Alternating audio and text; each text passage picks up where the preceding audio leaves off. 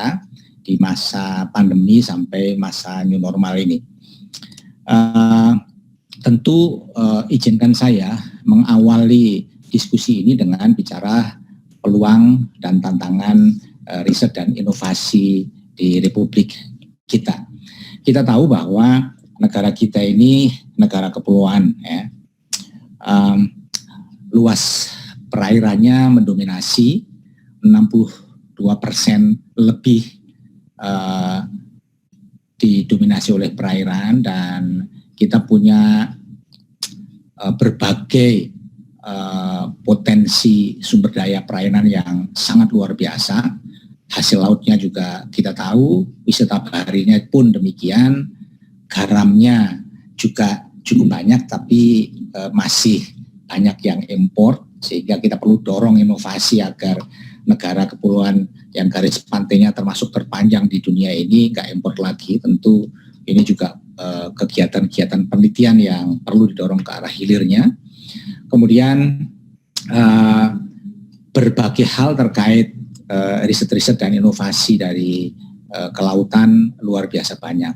Selain itu kita tahu potensi daratannya juga luar biasa, kita termasuk penghasil sawit terbesar, penghasil kakao nomor 3, penghasil karet nomor 2, penghasil timah nomor 2 dan sebagainya. Tapi kebanyakan kita belum bisa memproses, mengubah ini semua jadi inovasi yang semaksimal atau mungkin ya semaksimal mungkin itu bisa dimanfaatkan oleh bangsa Indonesia ini. Ya, sebagian besar dari sumber daya yang kita miliki ini masih sebagai bahan untuk exchange inovasi yang dari luar dalam berbagai bentuk. Nah, untuk itu berbagai kekayaan alam yang kita punya ini harus kita ketahui, bukan sekedar lokasinya dan potensinya, tetapi harus kita bisa ubah menjadi inovasi, dan bahkan hasil inovasi anak negeri itu harus kita dorong keluar untuk meningkatkan divisa yang ujung-ujungnya meningkatkan kesejahteraan kita, yang ujungnya nanti kita bisa mandiri berbasis inputan dan teknologi.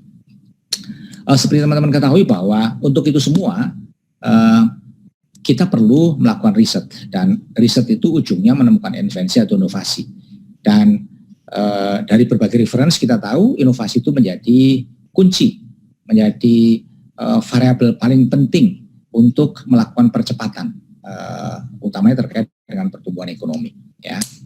Nah, untuk itulah maka mau tidak mau sekarang ini kita harus memperbanyak riset yang menghasilkan inovasi, ya, karena ke depan kita kepengen mendorong ekonomi Indonesia itu berbasis inovasi. Dan untuk itu maka perbaikan ekosistem riset dan inovasi yang terus digelurakan mulai dari dulu pada saat kita di Ristek Dikti sampai sekarang Ristek BRIN, Pak Menteri Ristek BRIN ini masih tetap melanjutkan penyelesaian pembangunan ekosistem riset inovasi, dan beliau mencanangkan banyak hal termasuk mencanangkan inovasi Indonesia sebagai satu bentuk konsistensi dan juga kepedulian, dan sekaligus melanjutkan program-program yang selama ini sudah kita selesaikan dan sekarang lebih mengarah pada hilirisasi. Kalau dulu kita 4-5 tahun yang lalu kita mendorong agar riset dan inovasi itu menjadi tuan rumah di lembaga-lembaga penelitian termasuk perguruan tinggi, dan sudah kita buktikan bahwa kita bisa menduduki posisi paling tinggi di ASEAN untuk jumlah publikasi, dan semakin hari semakin bagus kualitasnya. Sekarang saatnya kita mendorong hasil-hasil riset itu tidak hanya dimanfaatkan oleh komunitas peneliti saja yang sangat eksklusif itu, tapi juga dimanfaatkan oleh masyarakat dan bahkan menjadi kegiatan yang mendominasi ekonomi Indonesia ini. Ya, karena kita tahu bahwa inovasi itu bisa menjadi kunci penggerak pertumbuhan ekonomi dan bisa menjadi cikal bakal, asal muasal dari percepatan pergerakan pertumbuhan ekonomi itu. Ya, itu sebagai pengantar dalam menekankan bahwa informasi itu penting, dan untuk itu kita memulainya harus dari merubah paradigma kita, ya, untuk mengedepankan inovasi sebagai kata kunci ke depan. Dan kita tahu untuk bisa menuju ke sana masih harus bekerja keras, karena kenyataannya sekarang ini paling tidak di tahun 2019 indeks daya saing kita masih begitu tertinggal, masih pada rank yang memprihatinkan, rank 50, bahkan indeks inovasi kita masih rank 85. Artinya kalau itu kita jejer dengan negara-negara tetangga kita masih berada pada posisi yang harus bekerja keras. Tapi kita yakini kalau 4-5 tahun yang lalu kita memulai publikasi yang hampir semua orang tidak percaya bahwa kita bisa melakukan itu dan bisa mendominasi jumlah publikasi di ASEAN dan ternyata bisa, saya yakin ini saatnya kita mendorong arah kapal itu dengan melanjutkan publikasi itu dengan meningkatkan kualitasnya untuk didorong ke arah hilir, dan berbagai regulasi untuk mendorong hilirisasi itu sudah kita persiapkan dari beberapa tahun yang lalu. Regulasi-regulasi itu antara lain Undang-Undang 11 tahun 2019 tentang Sistem Nasional Pengetahuan Teknologi, yang di situ banyak melakukan pemberian insentif dan juga pelindungan pada para peneliti, termasuk dosen tentu. Satu contoh, peneliti ya yang melakukan atau mengusulkan proposalnya ya yang sudah mengikuti metodologi ilmiah dan lolos komisi etik, kemudian kalau dia menjalankan penelitiannya itu tidak mencapai hasil yang diusulkan proposal itu, ya dia dilindungi oleh undang-undang, tidak boleh dikenai sanksi apapun. Ya, itu salah satu norma yang luar biasa dalam perlindungan pada para peneliti. Kalau dosen masa pensiunnya sudah sampai 70 tahun, tapi peneliti yang dulu 65 tahun sekarang menjadi 70 tahun juga. Ya, di samping juga banyak insentif. Kalau kita tahu dulu kita mendapatkan anggaran penelitian dari swasta sangat sulit, sekarang baru saja selesai peraturan pemerintah nomor 45 tentang ya bahasa singkatnya tax deduction. Itu satu regulasi yang mendorong swasta untuk nantinya berlomba-lomba mengeluarkan anggaran riset. Kenapa? Karena dengan mengeluarkan riset sebesar anggaran itu 3 kalinya dia ya 300% dia akan mendapatkan keringanan pajak. Dan itu berarti kalau swasta mengeluarkan anggaran riset ya dalam regulasi itu kita tetapkan kalau dia bekerja dengan perguruan tinggi kemudian nanti menghasilkan kekayaan intelektual seperti paten misalnya, dia akan juga bisa memanfaatkan hasil itu, dia akan mendapatkan sampai maksimal 300%. Artinya dorongan untuk swasta ikut berlomba-lomba, yang dulunya itu anggaran penelitian swasta itu kecil, dominasinya pemerintah, ke depan akan insya Allah berbalik, anggaran swasta akan semakin besar. Dan itu artinya para peneliti di perguruan tinggi akan mendapatkan kelimpahan anggaran. Selain itu kita sekarang juga sudah punya dana abadi penelitian, di samping perguruan tinggi juga sudah ada dana abadi perguruan tinggi, dan juga ada dana abadi yang LPDP masih juga, dan juga ada beberapa dana abadi. Yang itu semua memperkaya kita, ya, menjadi opsi-opsi tambahan buat kita untuk mendorong proses penelitian yang berujung pada hilirisasi yang lebih bermanfaat buat masyarakat. Nah untuk itu semua maka penyiapan SDM juga harus kita lakukan dari sekarang. Ya, kita harus berinvestasi.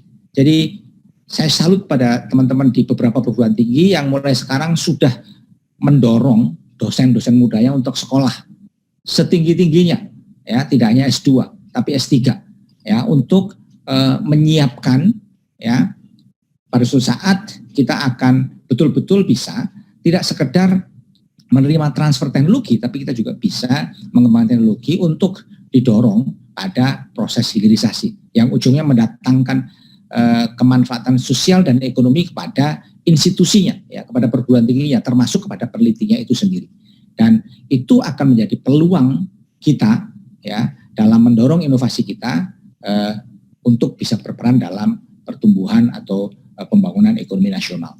Dan itu semua berarti kita harus ya menyisihkan atau berinvestasi untuk mendorong anak-anak muda atau dosen-dosen muda itu menempuh jenjang S3-nya, sehingga ke depan tidak hanya S3, karena sekarang proses pengurusan guru besar juga relatif lebih mudah, ke depan para doktor-doktor yang baru pulang itu, atau sekarang doktor yang baru pulang itu didorong untuk bisa menjadi guru besar yang akhirnya atau ujungnya nanti akan meningkatkan kualitas dari perguruan tinggi kita, khususnya Universitas Riau yang sekarang menjadi host acara sosialisasi ini.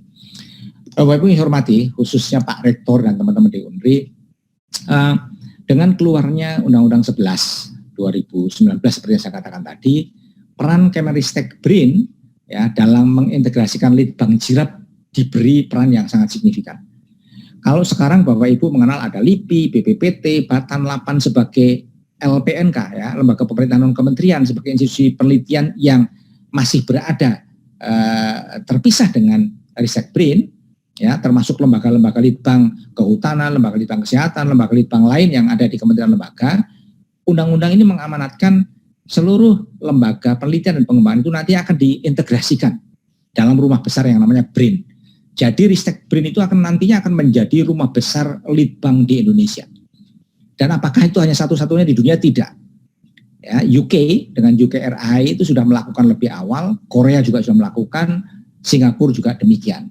Ya, dalam konteks itu undang-undang memberikan peran kepada Ristekbrin untuk memperkuat penguasaan iptek melalui bank dan juga mendorong pengkajian dan penerapan iptek untuk terwujudnya invensi dan inovasi. Peran itu diwujudkan dengan riset-riset melalui perguruan tinggi dan lembaga pendidikan pengembangan yang nantinya terintegrasikan itu, termasuk mendorong hasilnya kepada masyarakat melalui program-program pengabdian masyarakat. Di samping itu juga wahana ya seperti PUI, seperti STP dan sebagainya, termasuk startup, itu akan menjadi wahana kita untuk mendorong hasil-hasil itu bisa dimanfaatkan oleh masyarakat. Dan semua itu tidak dilakukan secara sporadis lagi, tidak dilakukan secara mandiri-mandiri oleh individu-individu peneliti lagi. Tetapi sekarang rencana pembangunan jangka menengah kita RPJMN 2020-2024 atau Perpres 18/2020 itu sudah memerintahkan penelitian di Indonesia itu harus dilakukan dengan skema prioritas riset nasional. Ada 49 produk yang harus diwujudkan sampai 2024 maksimal ya. Kita punya produk-produk itu yang nantinya produk itu akan menjadi nation brand kita, akan punya peran yang lebih signifikan dalam pembangunan ekonomi kita. Sehingga nanti penelitian perguruan tinggi itu harus merujuk pada prioritas nasional itu. Kenapa? Karena ujungnya kita pengen mendorong kemandirian iptek dan kesejahteraan bangsa ini menjadi terwujud, tidak seperti yang kita inginkan selama ini saja. Dari berbagai tantangan itu, khususnya di masa pandemi ini, Kemenristekbrin memberikan satu respons ya dengan berbagai hal ya yang terkait dengan riset dan inovasi. Kita tahu bahwa pandemi COVID-19 ini ya menjadikan kesusahan dunia, kesusahan global. Dan di Indonesia mulai tahun lalu ya, April tahun lalu Pak Presiden memutuskan ini sebagai bencana nasional ya. Tetapi dengan kondisi seperti itu di mana kita berkurang interaksi di luar rumahnya dengan berbagai pembatasan itu, Kemenristek mencoba menyikapinya dengan mendorong dan ingin membuktikan kepada bangsa ini bahwa pada konteks seperti itu kita masih tetap bisa melakukan penelitian, dan bahkan di masa 3-4 bulan di masa pandemi itu konsorsium riset inovasi yang dimotori dan dibentuk oleh Pak Menristek Kepala BRIN itu bisa menghasilkan satu inovasi yang sebelumnya tidak pernah terjadi seperti itu ya. Dan kita tahu sekarang ini semakin hari karena ketidakdisiplinan kita, pertambahan kasus semakin luar biasa, dan bahkan mulai Senin nanti teman-teman sudah mendengar di Jakarta akan ditarik remnya kembali untuk dilakukan PSBB. Nah, ini punya makna yang sangat bisa panjang lebar kalau kita diskusikan tentang itu, tapi saya tidak akan fokus ke sana. Tapi intinya dalam menyikapi masa pandemi ini, kebijakan riset dan pengabdian masyarakat serta nilai seperti apa yang bisa kita lakukan agar dalam kondisi seperti itu kita masih tetap bisa berkreasi, bisa berinovasi, sehingga punya peran yang justru lebih signifikan dalam pembangunan ekonomi di wilayah masing-masing. Nah, untuk itu seperti yang saya katakan tadi, konsorsium riset COVID yang dibentuk Pak Menteri ya, itu telah meluncurkan berbagai produk ya. 61 produk itu telah diluncurkan ya oleh Pak Presiden, yang itu merupakan konsorsium antara triple helix, antara perguruan tinggi atau lembaga litbang ya dengan pemerintah dan industri, yang produk-produknya itu tidak sekedar prototipe tapi sudah di industrialize ya, sudah diproduksi dan sudah beredar di masyarakat ribuan jumlahnya. Mulai dari PCR test kit sampai dengan laboratorium yang bergerak yang kita sebut atau sering sebut dengan mobile lab BSL2, dengan berbagai hal termasuk ada ventilator, ada autonomous robotik, ada imunomodulator dan sebagainya. Itu produk-produk yang kalau dalam masa biasa tidak akan selesai diproses dalam waktu 3-4 bulan. Walaupun itu juga bukan mulai dari nol. Tapi semangat pandemi itu mendorong berbagai institusi terkait memberikan perlakuan-perlakuan khusus pada proses hilirisasi. Misalnya Kementerian Kesehatan itu memberikan izin edar yang begitu berbeda dengan waktu normal. BP POM juga memberikan izin edar dan kemudian proses untuk obat yang berbeda dengan masa normal. Dan ujungnya ternyata kalau kita berkolaborasi pada masa pandemi pun kita bisa menghasilkan sesuatu yang bermanfaat buat masyarakat. Ventilator ini sudah dipakai di mana-mana di Republik ini. Berbagai alat yang ditemukan oleh peneliti-peneliti Indonesia sudah dipakai di mana-mana dalam masa pandemi ini.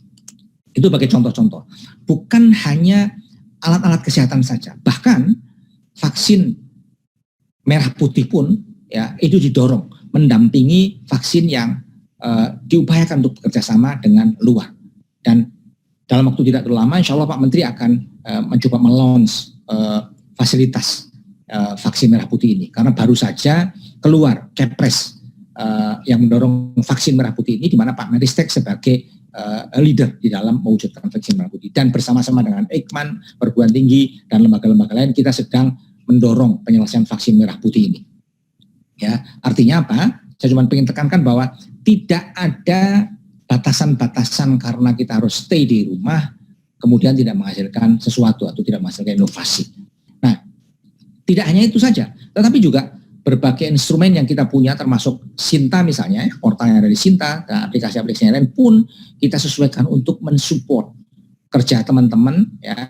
Dan di sana kalau teman-teman lihat Sinta agak berubah tampilan dalamnya, karena di sini banyak sekali publikasi-publikasi yang terkait dengan COVID yang ditayangkan di sana. Ya, di samping juga kita mengupdate berbagai hal yang terus kita sesuaikan dengan masa pandemi ini. Dengan berbagai potret masa pandemi dan kemudian peluang dan tantangan tadi, ada beberapa arah kebijakan yang ingin saya sampaikan pada teman-teman. Pertama, kita tetap konsisten, kita tetap komit pada perintah yang dicantumkan rencana edukasi nasional yang setiap 5 dijabarkan menjadi prioritas riset nasional. Seperti saya katakan tadi, prioritas riset nasional 2020-2024 harus diikuti oleh seluruh peneliti di Indonesia karena itu sudah dituangkan dalam RPJMN kita, dan penekanan prioritas riset nasional ini yang mencakup ada beberapa fokus yang lainnya ya, termasuk bidang fokus multidisipliner yang kita sebut dengan yang lainnya sebetulnya ya, itu akan menekankan pada 4 penekanan. Pertama, penelitian atau sekarang terminologinya dengan sebutan Litbang Jirap, penelitian, pengembangan, pengajian, dan penerapan ya.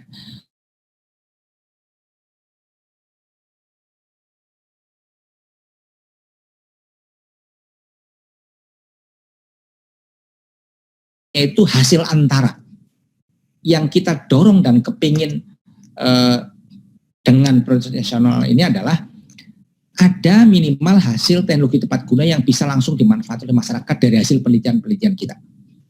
Publikasi, kekayaan intelektual yang lain itu menjadi persyaratan-persyaratan untuk menghasilkan itu.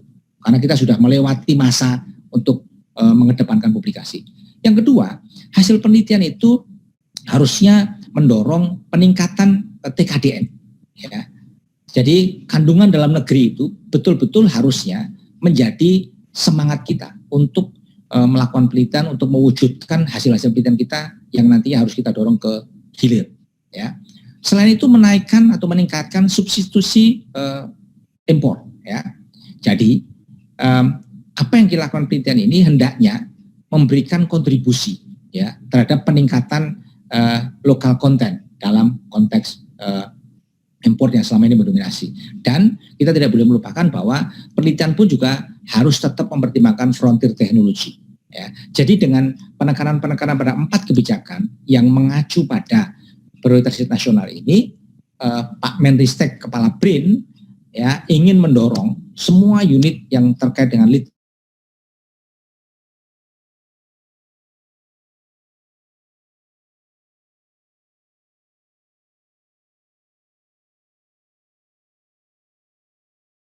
yang kolaboratif. Dari 49 produk riset inovasi yang ada di RPJMN itu 12-nya ini menjadi main priority seperti yang disebutkan di kanan warna kuning itu. Mulai dari green fuel atau bahan bakar nabati, kemudian drone, ada garam industri, kemudian ada padi yang termasuk pangan, ada baterai dan sebagainya, sampai dengan pesawat. Ya, ini 12 dari 49 prioritas yang kita depankan dalam prioritas riset nasional. Nah, apa itu prioritas riset nasional yang dikelola dengan cara flagship atau keroyokan atau cara lintas disiplin itu yang ada di sebelah sini. Mulai dari pangan, energi, kesehatan, transportasi, sosial humaniora, hankam, maritim, dan seterusnya sampai ke multidisiplin yang di dalamnya ada kebencanaan, stunting, dan seterusnya. Ini fokus-fokus dan juga tema atau produk yang menjadi bagian ya, yang perlu diketahui oleh teman-teman peneliti, karena fokus-fokus yang ada di sinilah yang nanti akan di-backup dengan APBN. Ya, akan di-backup dengan APBN. Di luar fokus ini, itu akan didorong dengan sumber pendanaan selain APBN. Ya, apakah itu dana abadi atau dana swasta dan sebagainya. Tapi nanti APBN itu didorong untuk mewujudkan ini. Karena sebelumnya Pak Presiden mengkritik pada kita, anggaran penelitian yang kalau dikumpulkan secara Republik itu besar jumlahnya, mendekati 30 triliun, tapi karena diecer-ecer, masing-masing peneliti pengen dapat, akhirnya datanya cuma sampai 10-20 juta masing-masing peneliti, akhirnya malah nggak jadi apa-apa. Tapi kalau dilakukan secara bersama-sama, kita yakini hasilnya akan signifikan, seperti yang ditunjukkan pada masa pandemi yang tadi kita sebutkan beberapa contohnya di depan. Nah, untuk itulah maka kalau kita bicara skema penelitiannya ya dan juga pengaduan masyarakat, prinsipnya tidak ada perubahan yang signifikan ya. Hanya ada perubahan-perubahan sedikit ya, terutama nanti di edisi 13 dari edisi 12 yang lalu ya, yang sekarang ini mulai call for proposal-nya ya. Pendanaannya atau sistem pendanaannya nanti mengikuti regulasi yang ada di Kementerian Keuangan ya. Kalau di masa pandemi ini ada regulasi masa pandemi ya, ada edaran Dirjen Anggaran ya. Misalnya Fikon seperti ini juga dimungkinkan dengan backup penganggaran APBN, kemudian perjalanan dikurangi dan sebagainya, itu ada, kita ikutin semua. Kemudian selain itu akan ada perlakuan-perlakuan khusus yang disajikan dalam suplemen tata kelola dan suplemen era normal. Itu nanti dituangkan dalam komplementari dari panduan edisi 13 yang secara prinsip tidak ada perubahan. Memang ada sedikit revisi ya, tapi sangat minor dari edisi 12 yang ada di Simliptakmas yang teman-teman sangat familiar itu. Nah, kemudian ini skema-skema yang teman-teman sudah tahu sebelumnya ya. Di sini ada skema yang mengacu pada rencana edukasi nasional, itu dibatasi pada 6 skema ini. Kemudian ada skema yang mengacu rencananya perguruan tinggi, utamanya 3 skema ini, dan skema yang mengacu pada penugasan. Penugasan ini termasuk di dalamnya ada World Class Research. Sekarang ini ada skema kerjasama perguruan tinggi Indonesia dengan MIT. Ya, jadi namanya MIRA. Teman-teman perlu berpartisipasi, tapi saya lihat teman-teman dari UNRI belum banyak berpartisipasi. Ke depan Pak Menteri sudah minta membuat semacam MIRA-MIRA yang lain, jadi tidak hanya dengan MIT tapi dengan yang lain. Kita akan coba dorong mulai 2021, dan ini tolong teman-teman di UNRI selalu mengikuti perkembangan dan bisa terlibat di dalam konsorsium riset seperti yang tadi disebutkan MIRA atau SERA atau yang lain-lain. Selain itu, skema pengabdian masyarakat juga masih hampir tidak terrevisi ya, hanya mekanisme keuangan dan suplemen saja. Skemanya masih tetap ada 8 skema, yang untuk desentralisasi ada 1 skema itu ya, PPM UPT, kemudian kategori penugasan juga masih ada 1 skema ya, program penerapan IPTEX kepada masyarakat. 8 skemanya masih tetap sebagai skema kompetitif nasional. Ya, ini teman-teman sudah sangat familiar. Dan 2021 di masa pandemi berbasis pada pengalaman 2020, kita akan menyelesaikan ya seluruh target-target yang kita kumpulkan dari seluruh perguruan tinggi dan lembaga-lembaga litbang itu dengan jumlah seperti ini. Kita akan punya anggaran yang dipakai melalui Simliptakmas sekitar 1 triliun, tentu nanti ditambah anggaran masing-masing perguruan tinggi yang ada dalam BLU atau PTNBH atau Satker dan yang lain sebagainya itu. Artikelnya dari Simliptakmas saja akan berjumlah 11-an ribu, yang lain-lain akan tetap dari masing-masing perguruan tinggi, yang nanti akhirnya kita akan tetap mendominasi ASEAN dan tentu diharapkan kualitasnya juga bertambah, dan kekayaan intelektual yang dari Simliptakmas pun juga akan bertambah seperti yang ada di sini. Artikel conference-nya juga akan bertambah, termasuk book chapternya bertambah, termasuk prototipe-nya juga demikian, dan juga ada ribuan dokumen feasibility study yang nantinya akan digunakan untuk membuat atau sebagai dasar kebijakan sesuai dengan norma yang ada di Undang-Undang 11, yaitu Science Based Policy. Jadi seluruh kegiatan, seluruh kebijakan yang ada di Republik ini nantinya harus, kalau bahasa undang-undang itu wajib didasarkan pada hasil riset. Cuman wajibnya di sini dalam undang-undang tidak diberi sanksi, tapi norma di undang-undang sudah disebutkan seperti itu di Undang-Undang 11. Dan itu sebagai gambaran, dan tentu kita berharap UNRI ya dengan kontrak kinerjanya dengan Pak Menteri ya akan meningkatkan publikasi internasional yang bereputasi, termasuk kekayaan intelektualnya, termasuk produk hilirisasi. Berapa nanti jadinya, monggo kita serahkan pada Pak Rektor untuk mendorong, memanage, dan mengelola agar UNRI lebih bisa direkognisi tidak hanya di tingkat nasional, tetapi di tingkat global. Itu gambaran garis besar dari saya, semoga bisa mengantarkan diskusi. Terima kasih, saya kembalikan pada moderator. Assalamualaikum warahmatullahi wabarakatuh. Waalaikumsalam.